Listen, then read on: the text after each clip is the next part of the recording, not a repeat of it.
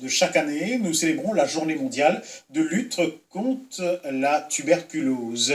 Cette maladie contagieuse, l'une des 10 premières causes de mortalité dans le monde, touche annuellement 10 millions de personnes. La prévention de la tuberculose repose notamment sur la vaccination, alors que le traitement dépend de la prise des antibiotiques. Selon le ministère de la Santé, l'incidence de la tuberculose à Maurice est stable. Le point avec Davik Rajkumar.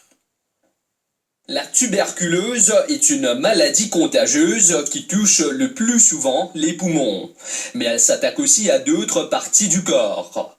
Atteinte d'une tuberculose à la colonne vertébrale en 2017, Oljun Ritumati, âgé de 60 ans, nous raconte son combat et sa guérison.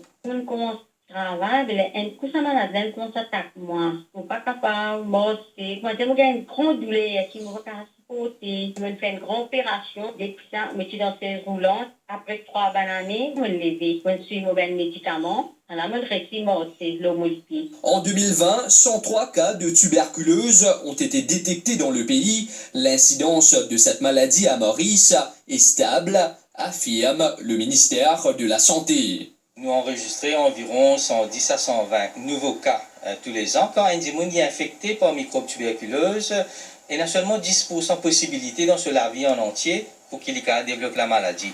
Alors que ça qu'il y a pour autant, qu'il y a des gens qui ont des symptômes comme tousser, la fièvre qui veut persister qui plus que 2 semaines, ça va dire qu'on a besoin de l'avant pour faire un test pour guetter est-ce qu'il n'y a pas de tuberculose. Cette stabilité dans le nombre de cas de tuberculose est liée à la vaccination par le BCG. Tout le nouveau-né, normalement, nous vaccinons 30 jours depuis l'inné.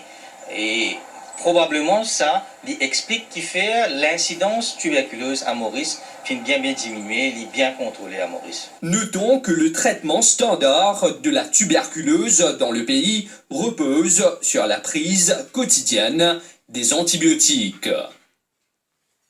La solidarité prime en cette période de confinement. Les associations, des clubs